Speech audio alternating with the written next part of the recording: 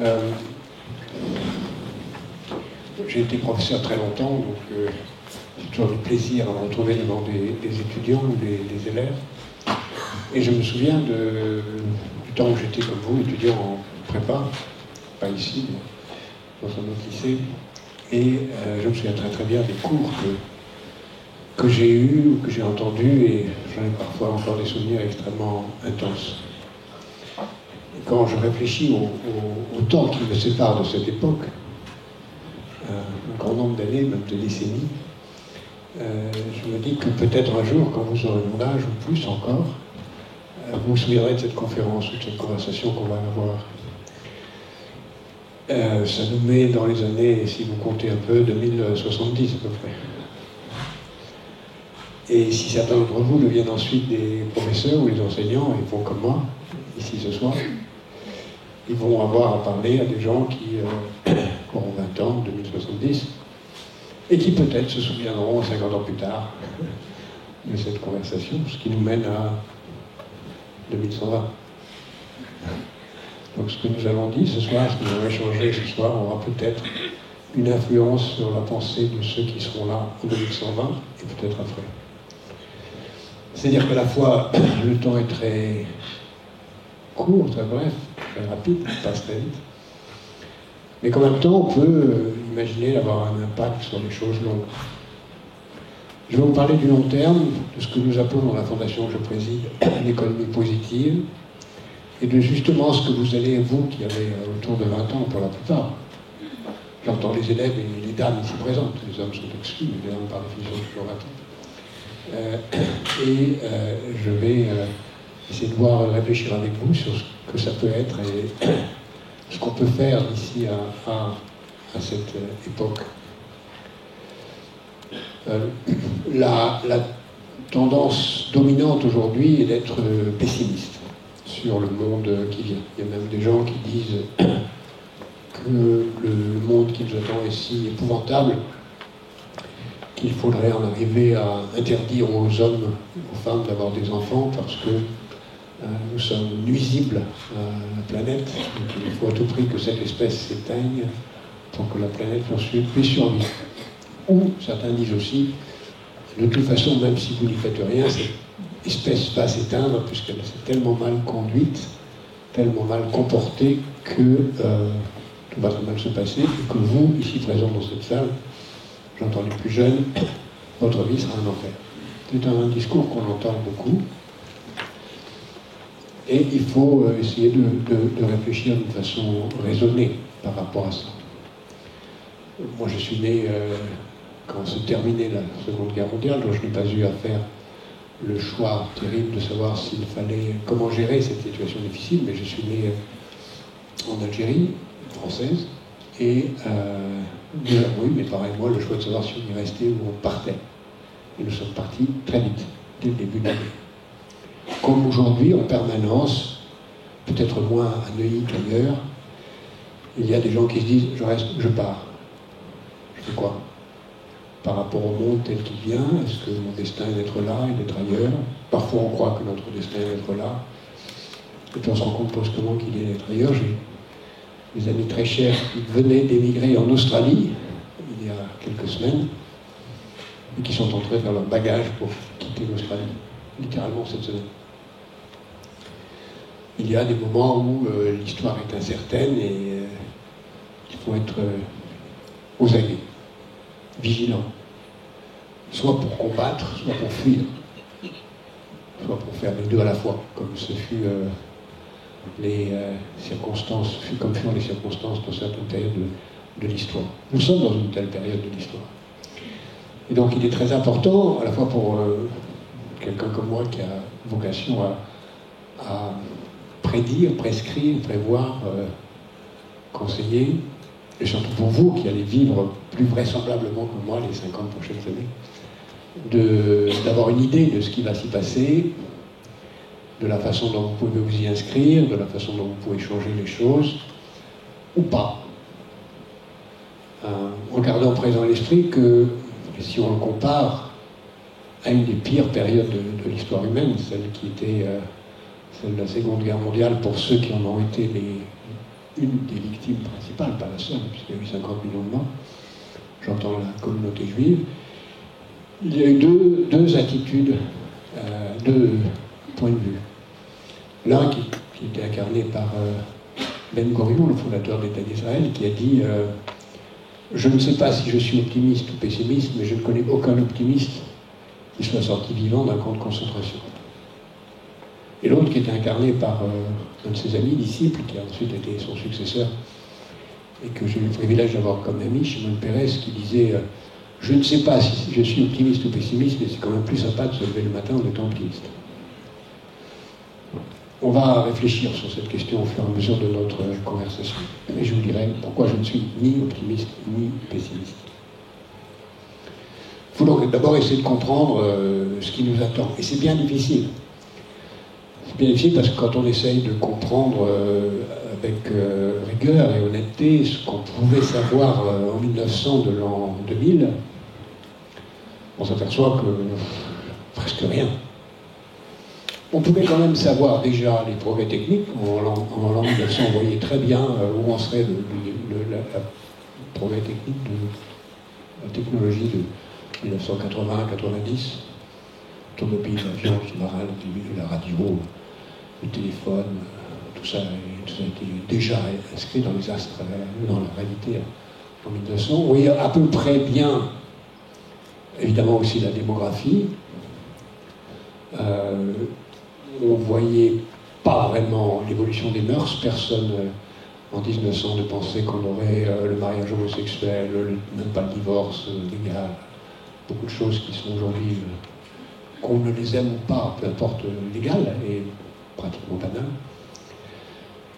Personne ne voyait en 1910 l'arrivée de Mussolini au pouvoir. Mussolini était déjà le chef d'un grand parti italien, enfin un des chefs d'un grand parti italien. Personne ne voyait Lénine, qui existait déjà et qui était un personnage important, et encore moins Hitler, qui n'était qu'un peintre en bâtiment. Et pourtant, 20 ans plus tard, le monde est façonné par ces trois hommes, entre autres, qu'en 1910, personne ne voyait. Donc il faut être extrêmement humble sur ce qui va se passer, parce qu'il y a beaucoup de choses qu'on ne peut pas prévoir, en particulier en matière d'idéologie, de mouvements géopolitiques, etc. Par contre, si on regarde donc les 50, 60 ans qui viennent, il y a des choses qu'on peut prévoir d'une façon certaine, ou à peu près certaine, et puis il y a des choses sur lesquelles on peut avoir des scénarios plus ou moins extrêmes. Donc, pour faire court, voilà ce qu'on peut prévoir de façon à peu près certaine.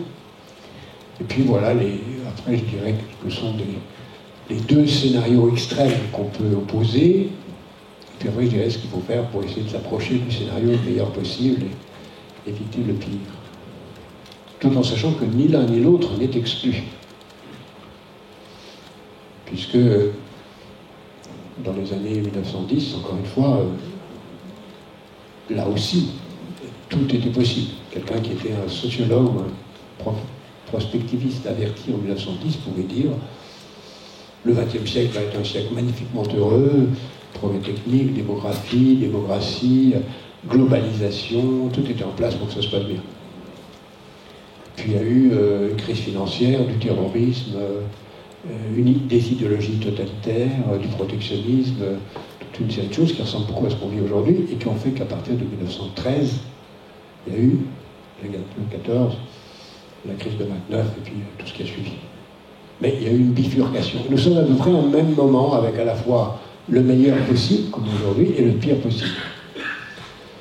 Et encore une fois, en 1910, c'était très très difficile de savoir ce qui allait se passer, et les deux étaient possibles. Le XXe siècle a été un siècle épouvantable, abominable, en tout cas entre 1910 et 1990, ce qui est quand même l'essentiel de ce siècle, mais il aurait pu ne pas l'être. Et aujourd'hui, on est à peu près dans la même circonstance. Qu'est-ce qui est certain, quels sont les scénarios extrêmes, comme 1910 ? Ce qui est à peu près certain, c'est l'évolution démographique. L'évolution démographique, nous sommes à peu près 7 milliards, 7 milliards et quelques. 2050, nous serons 9. 2100, nous serons 10,5, 11, sous réserve d'une catastrophe globale, dont je parlerai dans le scénario du pire. rassurez-vous, vous allez plutôt bien dormir ce soir.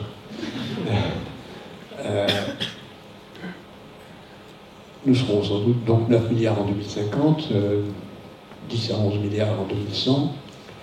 Sur ces 9 milliards en 2050, il n'y en aura pas beaucoup plus qu'aujourd'hui en Chine, il y en aura plus en Inde, qui sera à peu près un peu plus de 2 milliards, autour de 2 milliards. Il n'y aura pas beaucoup plus en Europe, autour de 500 millions. Pas beaucoup plus aux États-Unis, 600 à 650 millions. Le grand changement, c'est l'Afrique. Si vous voulez retenir un seul chiffre de tous les chiffres que je vais vous dire, le 21e siècle, c'est le siècle de l'Afrique. On va passer d'1,5 milliard à 2,5 milliards vers 2050, et si les tendances continuent, 4 milliards en 2100. Sur 11 milliards, 4 milliards d'Africains. C'est ça le grand mouvement. On dit le 21e siècle, c'est le siècle de l'Asie. Démographiquement, c'est le siècle de l'Afrique. Et on verra tout à l'heure les scénarios divers qui sont possibles. Deuxième dimension démographique importante, prévisible, ce sera évidemment un siècle où la population de la planète sera moins jeune ou plus âgée, suivant les pays. Dans les pays développés, plus âgés, dans les pays moins développés, moins jeunes, mais avec des conséquences considérables, d'abord sur les enjeux de santé, les enjeux de retraite, et surtout avec le fait que dans la plupart des pays du monde, ils vont être vieux avant d'être riches. Je fais donner des données globales. Alors quand on est riche, on peut se payer tout un système d'institutions sociales de protection. Quand on est vieux et pas riche, on ne peut pas se le permettre. Donc, une grande partie du monde va être vieille avant d'être riche. Grande partie. Vraisemblablement, si les tendances se poursuivent, il semblerait qu'elles aient vocation à se poursuivre au moins pour 20 ans encore, ou 30 ans, on sera dans un monde plus urbain. C'est-à-dire qu'au lieu d'avoir 50% de plus de la planète qui sont dans les villes, on va passer à 60-70% de la population de la planète dans les villes. On va aussi passer à une population de la planète qui va bouger plus. Non seulement elle va bouger des villes, des campagnes vers les villes, mais elle va bouger à l'intérieur des pays et d'un pays à l'autre. Contrairement à ce qu'on croit, il n'y a pas beaucoup de gens qui ont bougé aujourd'hui sur la planète. Sur les 7 milliards et demi que nous sommes, il y en a un peu moins de 250 qui vivent dans un autre pays que celui où ils sont nés, ce qui n'est pas beaucoup, en fait. Et en fait, beaucoup moins dans un autre continent. Et d'ailleurs, les mouvements d'un autre pays à l'autre, c'est pour l'essentiel des mouvements sud-sud, et pas des mouvements sud-nord, comme on croit, qui sont un peu moins d'un tiers du total des mouvements de population. Mais on pense, c'est les prévisions les plus, disons, consensuelles, qu'on va aller vers le milliard de gens qui vivront en 2050-60 dans un autre pays que celui où ils sont nés. Pour des raisons écologiques, sur lesquelles je reviendrai, pour des raisons de niveau de vie, pour une série de raisons, ce qui veut dire, nous entrons dans une sorte de dégel de la population planétaire. Dégel, à la fois de la campagne vers la ville et d'un pays vers l'autre, avec un grand mouvement vers les côtes et un mouvement vers les climats les plus fréquentables. Voilà, en termes démographiques, c'est l'essentiel, avec évidemment aussi des changements qui sont très difficiles à comprendre. Il y aura par exemple, si les tendances actuelles continuent, plus d'habitants en France qu'en Allemagne, plus d'habitants en Turquie qu'en Russie,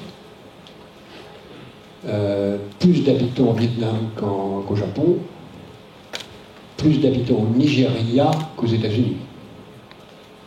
Vous voyez l'ordre de grandeur des changements que ça implique à l'échelle de la planète. Le dernier Nigeria et États-Unis, c'est le plus certain. C'est vraiment inscrit. Avec aussi, dans la zone sahélienne, c'est-à-dire celle qui va de la Mauritanie à l'Éthiopie, ou disons au Soudan plutôt, une population qui aujourd'hui n'est pas loin de 200 millions, qui pourrait atteindre 600 millions. Voilà, en gros, ça vous donne une idée des changements qui sont là, et naturellement, on voit bien que ces changements impliquent d'autres choses que des questions démographiques. Les Pays-Bas, en effet. Pas la France. Quand les Pays-Bas étaient la puissance dominante, au temps de Louis XIV, le niveau de vie des habitants de Paris, c'était le quart du niveau de vie des habitants d'Amsterdam. Nos cours d'histoire sont souvent trompeurs sur notre soi-disant grande puissance. Donc on peut penser que la Chine remplacera les États-Unis et que ce sera le nouveau maître. Je pense, ce n'est pas mon scénario central. Parce que je pense que la Chine elle-même est plus préoccupée par elle-même, n'a pas une vocation universaliste, à la différence de la Grande-Bretagne, de la France, des Pays-Bas, enfin de toutes les nations européennes, qui ont une vocation universaliste. Ce qui est bon pour moi doit être bon pour le reste du monde. Mais que la Chine a plutôt une vocation d'être tournée vers elle-même. Et ça, ce qui se passe en ce moment, pour moi, ressemble non pas au remplacement de la puissance britannique par la puissance américaine, donc le remplacement d'un empire par un autre, mais ce qui s'est passé à la fin de l'Empire romain, début du 5e siècle de notre ère. Qu'est-ce qui se passe à la fin de l'Empire romain? L'Empire romain s'effondre après 5 siècles géniaux de gestion du déclin, ça peut être très long. Le déclin romain commence à décliner très vite, mais ils réussissent génialement à gérer le déclin, ils aspirent des populations, beaucoup d'empereurs sont étrangers, africains, espagnols, etc. Et puis, ils finissent par céder. Et quand ils cèdent, qu'est-ce qui se passe? C'est pas quelqu'un qui remplace l'Empire romain comme superpuissance. Tout le monde devient romain. Tout le monde autour d'eux parle latin, tout le monde est chrétien, enfin, dans l'espace occidental. Les soi-disant barbares, comme nous le racontons, ne sont pas du tout des barbares, ce sont d'autres gens, mais qui vivent comme les Romains, qui s'habillent comme les Romains, qui parlent latin, qui sont chrétiens et qui installent une sorte de société chaotique où plusieurs nations cohabitent dans un univers romanisé. On peut penser que c'est ça qui va se passer, c'est-à-dire qu'on va avoir un déclin de l'Empire américain, mais en même temps une occidentalisation de la planète, y compris la Chine, qui est aujourd'hui extraordinairement occidentalisée, mais sans que personne ne remplace les États-Unis comme superpuissance dominante. Donc il y a beaucoup de puissances un peu partout qui se divisent, se disputent, et qui tentent de contrôler le monde. Je vous dirai, si vous le souhaitez, pourquoi, parce que le temps passe, pourquoi je ne crois pas que la Chine voudra devenir la superpuissance planétaire, ni le pourra, mais la Chine va être obsédée par une question qui est, il faut nourrir la population chinoise. Et pour ça, ils n'ont pas de terre agricole, et nourrir une population c'est vital pour un pouvoir politique. Pour ça, il faut tenir des terres partout, donc ils vont continuer à s'approprier des terres un peu partout, contrôler les gouvernements, non pas dans l'optique des Italiens, des Hollandais, des Français, des Anglais ou des Américains qui étaient une optique coloniale, mais dans une optique de faire revenir des matières premières vers chez eux. Tout ça dans une optique d'extrême court terme. Et avec une logique qui est celle de une économie de marché, nationale et mondiale, et progressivement, un peu partout à travers le monde, une évolution vers une valeur dominante. Retenez bien ce qui suit parce que ça va articuler tout mon raisonnement suivant, qui est la liberté, la valeur de la liberté individuelle. Au fond, quand on regarde l'histoire humaine, il y a beaucoup de valeurs qui ont été tentées. Il y a eu la valeur de l'immortalité, qui est la valeur du religieux. Tout tourne autour de la tentative pour les hommes de créer des conditions de leur immortalité post-terrestre. Il y a eu la tentative de la liberté individuelle, et une tentative de l'égalité, société égalitaire, et une grande bataille s'est jouée entre ces trois mouvements. On voit aujourd'hui le courant sur l'immortalité qui continue à exister, on le voit dans toutes les religions sur la planète, on voit le courant sur l'égalité qui a très largement échoué avec l'échec des utopies communistes, mais le grand courant dominant aujourd'hui, celui qui semble l'emporter, c'est le courant de la liberté individuelle. Je veux être libre, chacun va être libre. Et la liberté individuelle, c'est une notion fascinante, mais en même temps une illusion, parce qu'on n'est pas libre de choisir où on est né, de choisir quand on est né, de choisir dans quelles contraintes s'exerce notre liberté, mais nous vivons une liberté sous contrainte. Et le génie du mode d'organisation occidental a été de trouver progressivement avec le temps un mode d'organisation qui nous fait croire que nous sommes libres sous contrainte de rareté. Vous suivez ? Les choses sont rares, on n'est pas libre puisque c'est rare. On est libre que si c'est pas rare. S'il y a des choses rares, on n'est pas libre. On est dans des murs de prison. Les deux techniques qu'on a inventées progressivement, c'est le marché, pour être libre de choisir les biens de consommation individuels, et la démocratie pour être libre de choisir les biens de consommation collective. Nous vivons sous cette double procédure de ce qu'on appelle les démocraties de marché, qui sont progressivement en train de s'étendre un peu partout à travers la planète, avec beaucoup de recul, et je vais dire pourquoi, mais qui malgré tout sont une mode d'organisation de l'utopie de la liberté qui est fabuleusement efficace, puisque le marché a besoin de la démocratie, puisque pour que le marché fonctionne, ben, il faut que les gens soient libres d'acheter, de vendre, d'inventer, d'avoir de la propriété privée. L'économie de marché dans une dictature, ça ne marche pas longtemps. Et on le voit, on l'a vu un peu partout à travers l'histoire. Quand il y a une dictature qui met une économie, qui laisse s'installer une économie de marché, progressivement l'économie de marché va créer une bourgeoisie qui va vouloir avoir un droit de propriété, donc sortir de l'arbitraire, donc sortir de la dictature. On a commencé avec la Grande-Bretagne, ça s'est continué à travers l'histoire, et ça continuera en Chine, qui est un pays qui essaye d'avoir une dictature de marché. Mais avec le temps, le marché va imposer progressivement la démocratie. Et inversement, on ne peut pas avoir une démocratie dans une société de propriété collective. Il y a eu une tentative qui a duré quelques années avec l'Union soviétique, où on a eu une démocratie avec une propriété collective, mais la première décision qu'ont pris les parlements démocratiques, c'est d'autoriser la privatisation, et c'était fini, il n'y avait plus de propriété collective. Donc, il y a une logique de généralisation de la démocratie de marché. Et on peut penser que, bon, la Chine ne sera pas dominante, mais ce qui va se passer à l'échelle de la planète, c'est une domination de l'économie de marché, par les entreprises, donc c'est ce qu'on voit avec les GAFA et les équivalents chinois, sont les entreprises qui dominent le monde. Donc c'est une sorte de troisième étape dans mon raisonnement, déclin de l'Empire américain, échec du remplacement des États-Unis, domination par démocratie de marché planétaire où les entreprises dominent le monde et tentent d'organiser le monde à la place des États qui n'y arrivent pas. À ce moment-là, il y a deux problèmes, deux grains de sable qui viennent enrayer le système. Le premier grain de sable, c'est que la démocratie est par nature liée à des frontières. Elle s'exerce dans un territoire. Un territoire de géographique, la France, les États-Unis, on voudra, et un territoire de compétences. La démocratie s'applique à des secteurs précis. C'est très difficile de changer son territoire, sauf à faire des conquêtes ou à tenter de faire une union des nations, comme on tente de le faire en Europe. Et c'est extrêmement difficile de modifier son territoire de compétences parce qu'il faut privatiser ou nationaliser. Alors que le marché, par nature, lui, est sans frontières. Les entreprises n'ont rien à faire des frontières, elles sont partout. Donc on se trouve très vite avec une démocratie limitée par le territoire, et un marché qui ne l'est pas. On a un marché global et des démocraties locales. Conséquence inévitable, le marché impose ses règles, qui forcément, par sa nature, ne sont pas des règles de répartition de gagne des choses, ni d'égalité des chances, ni de service public, puisque par nature, il n'y a pas d'État.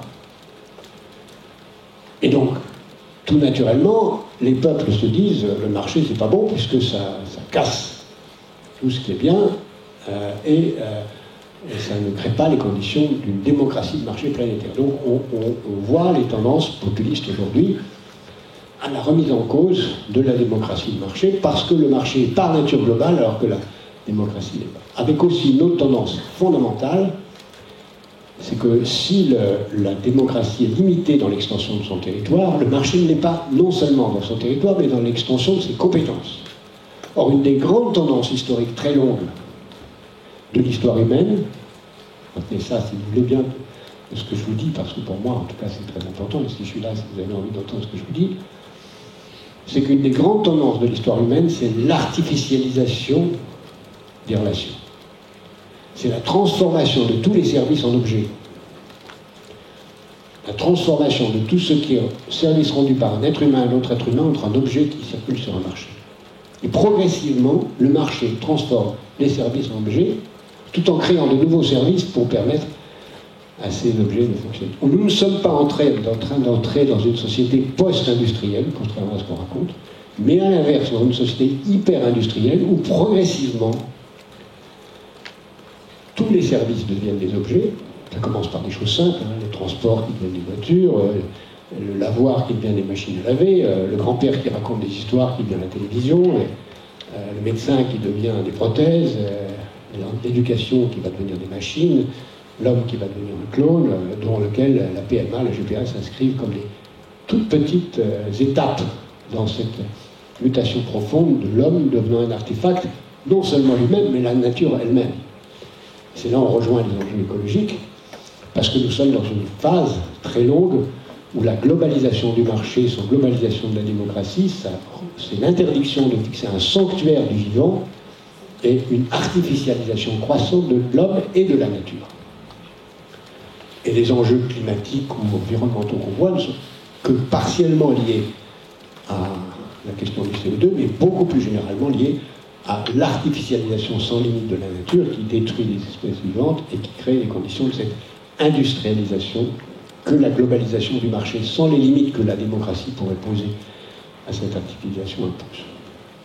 Donc on voit bien qu'il y a dans cette soi-disant société paradisiaque de démocratie de marché quelque chose qui ne va pas. Puis il y a quelque chose d'autre qui est pire encore, plus problématique encore, qui est que par nature, la liberté individuelle, à laquelle nous sommes tous infiniment attachés, pour laquelle beaucoup de gens sont morts, si on la pousse à l'extrême, elle conduit à des enjeux vertigineux.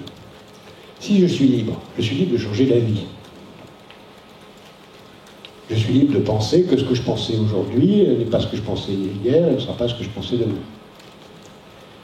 Donc, je suis libre de changer un texte de loi, de changer un contrat. Je suis libre de remettre en cause la quasi-totalité, sinon la totalité des relations que j'ai avec les autres. Je suis libre, c'est moi qui décide, et rien n'est stable dans mes relations avec les autres. Liberté, réversibilité, déloyauté. Et d'une certaine façon, la déloyauté devient un autre nom de la liberté. Déloyal à l'égard des autres. On le voit avec la montée de la précarité des endroits où on habite, des relations sentimentales, de la stabilité des employeurs, des employés, des consommateurs, des électeurs. Tout devient de plus en plus instable. Et les nouvelles technologies s'inscrivent comme un moyen de vivre cette déloyauté, cette précarité, cette instantanéité qui est l'expression de la liberté individuelle, du moi d'abord, du chacun pour soi, de l'instant, et qui amène à être déloyal non seulement à l'égard des autres, nos voisins, les gens avec qui on travaille, les gens avec qui on vit, qui fait que dans beaucoup d'entreprises, je parle aux parents ici présents, ils vont voir on leur fera intérieur et pense tout ce que je vais dire, mais dans beaucoup d'entreprises, les gens ne sont plus que des collections de mercenaires déloyaux, qui n'ont plus de raison d'être loyaux s'ils vont mieux ailleurs. De même dans les nations, beaucoup de gens pensent qu'ils peuvent partir si la nation ne les satisfait pas. Et aussi, et peut-être surtout, déloyaux à l'égard des générations futures. Nous n'avons plus de raison, si nous sommes libres, d'être loyaux à l'égard de personne, et encore moins de penser à l'intérêt des générations futures. Pourquoi serais-je loyal à l'égard des générations futures? Donc on s'installe dans un univers d'une très grande instabilité qui ne peut conduire qu'à une priorité absolue de l'instant, du narcissisme, de l'individualisme, qui fait que tous les enjeux du long terme dont je vous parle, avec les conséquences diverses qui sont au moins de deux natures, l'aggravation des inégalités par l'absence de mécanismes de transfert entre les populations à l'échelle de la planète, qui fait que l'on voit depuis 20 ans où la globalisation s'est installée sans globalisation de la démocratie, une explosion des inégalités entre les plus riches et les plus pauvres, et une explosion des ordres écologiques, puisqu'il n'y a personne pour intégrer le long terme dans les décisions qui sont prises. Et ça nous renvoie, on voit bien, aux deux scénarios extrêmes et à la question centrale, cachez-le. parlé, vous avez parlé très longtemps, je vais en parler quand même. Les deux scénarios, on les voit bien. Il y a un scénario où, à la fin de cette troisième étape de chaos, où les nations sont incapables de gérer les grands équilibres, où il y aura eu une phase, un petit peu comme on l'a connu au XXe siècle, de populisme totalitaire, de crispation pour essayer d'enrayer cette dynamique de globalisation de la marchandise et d'artificialisation du vivant par des populismes, des totalitarismes idéologiques locaux de toute nature, contre les étrangers, contre toutes sortes d'influences de l'extérieur, qui sont en train d'apparaître, mais qui ne sont qu'une défense provisoire contre cette globalisation de la marchandise, où il y aura une telle accumulation de contradictions climatiques, écologiques, sociales, une telle accumulation de frustration, et en même temps, à cause du progrès technique, une telle apparition de moyens nouveaux de faire le bien et le mal, que le pire est là. Si je veux résumer l'histoire humaine rapidement, je dirais que l'histoire humaine, c'est plus de moyens de faire le bien et plus de moyens de faire le mal. Et si on la résume, c'est de plus en plus de moyens de faire le bien et de plus en plus de moyens de faire le mal. Et là, on est assez haut, et on peut être en train de descendre. Et à un moment, il est possible qu'on descende tellement bas qu'on ne puisse plus remonter. Et je pense que c'est ça auquel on est en train d'assister. Est-ce qu'on va descendre trop bas pour pouvoir remonter? Je ne veux pas rendre notre soirée encore pire en vous disant ce que les armes de demain sont capables de faire, qui sont l'utilisation de toutes les technologies dont je viens de parler à l'échelle militaire, l'arme nucléaire n'étant qu'un enfantillage, on regarde tout le reste qui vient. Bon, les drones sont un exemple, pour les armes biochimiques sont d'autres exemples, et bien d'autres que je n'ai pas envie de nommer. Mais la capacité de détruire l'espèce humaine existe aujourd'hui. Elle n'existait pas encore, il n'y a pas longtemps. Même le nucléaire n'était pas capable. Donc on peut descendre extrêmement bas. Donc on voit très bien le scénario du pire, qui est le scénario du cataclysme, où quelque chose se passerait de ce genre. Mais en même temps, on voit bien aussi le scénario du bien. On voit bien une façon pour l'humanité de mettre en place des règles internationales qui sanctuariseraient une partie du vivant et interdiraient de toucher à des choses qui le remettraient en cause, l'interdiction de certains usages militaires de certaines technologies, la mise en place je ne dis pas d'un gouvernement mondial, mais d'une gouvernance où chacun respecterait les différences des autres et où on tiendrait compte des conséquences à long terme des décisions. Pour y parvenir, à cette société irénique d'un équilibre international dans les années 2050-2060, il faut évidemment passer cette étape sans avoir le pire. Et ce qui est assez inquiétant, c'est quand on regarde dans le passé, on a eu beaucoup de gens qui ont dit « si on fait ça, on ne va pas avoir la catastrophe ». Et en général, on a fait ce qu'ils ont dit, mais après la catastrophe, et pas à la place. La Société des Nations avait été conceptualisée en 1905, on l'a faite en 1920. Les Nations Unies ont été conceptualisées en 1929, on l'a fait en 1945. C'est pas très compliqué d'imaginer ce qu'il faudrait faire. Mais encore faudrait-il avoir le courage de le faire avant et pas après la catastrophe. C'est possible.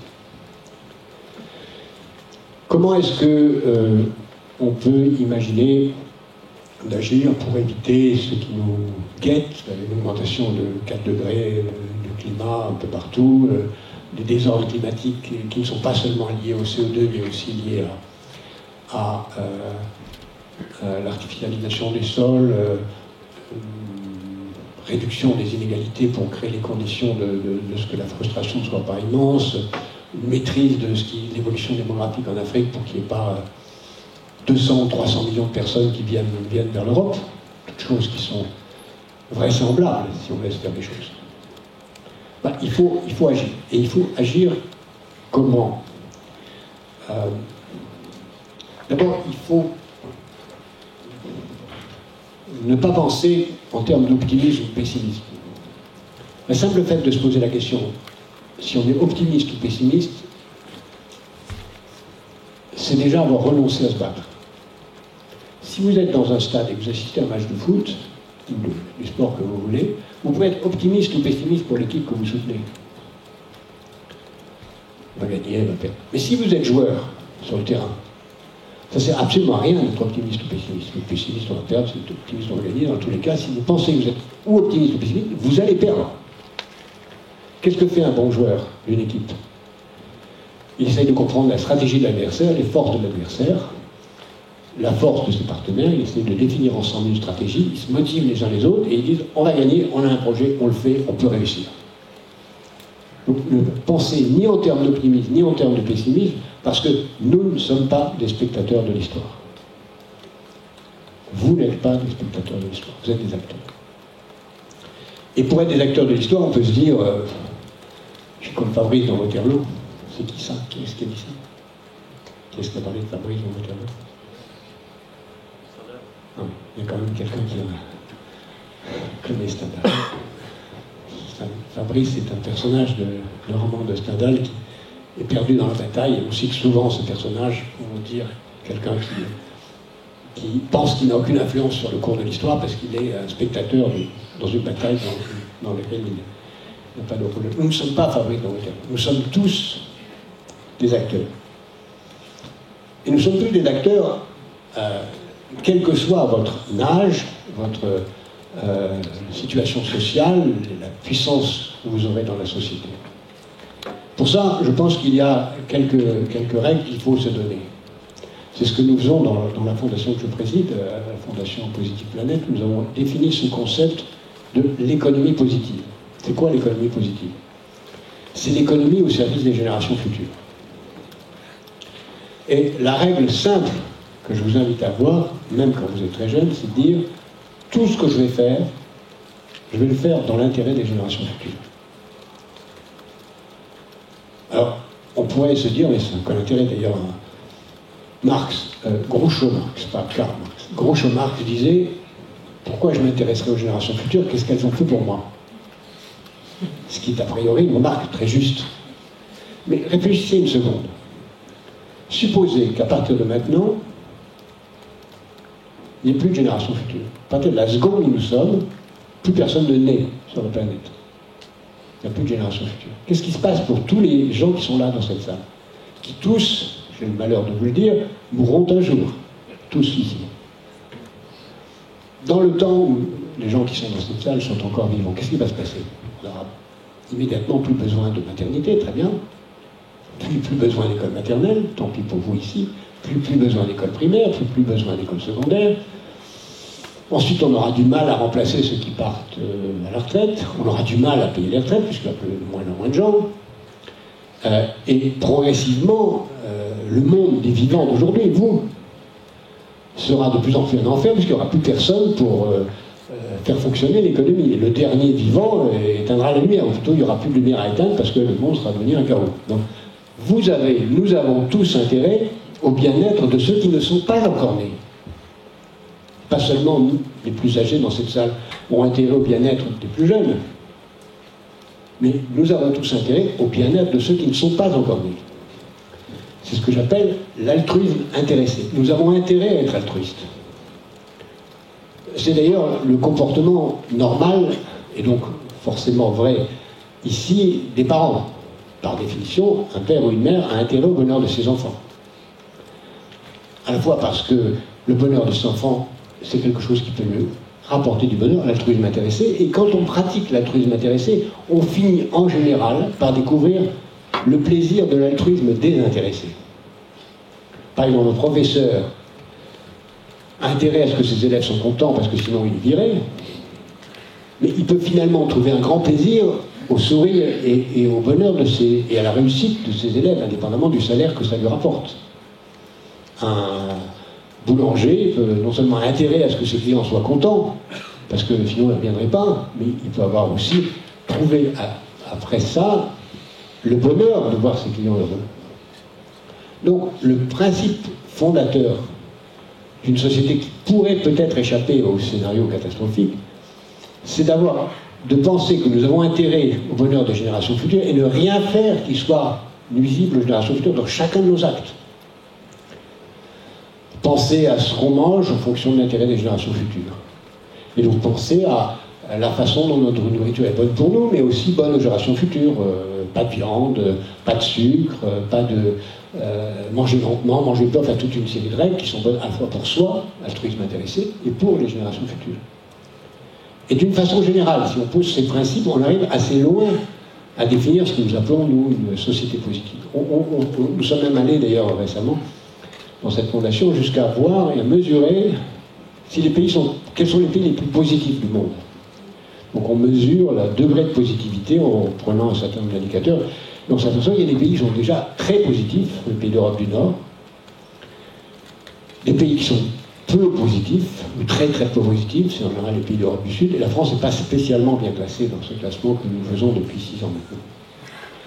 On peut mesurer la positivité des entreprises.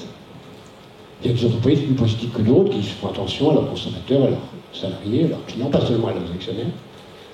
On peut mesurer la positivité des villes, on peut mesurer la positivité de la plupart des choses. On peut mesurer la positivité de l'usage qu'on fait de notre épargne, de notre argent, par les fonds, les banques ou les fonds d'investissement. Et si progressivement, chacun d'entre nous se posait en permanence la question, est-ce que ce que je fais en consommateur, en épargnant, en travaillant, en choisissant l'entreprise où je suis, en choisissant celui pour qui je vote, est utile aux générations futures, on aurait un monde qui changerait progressivement.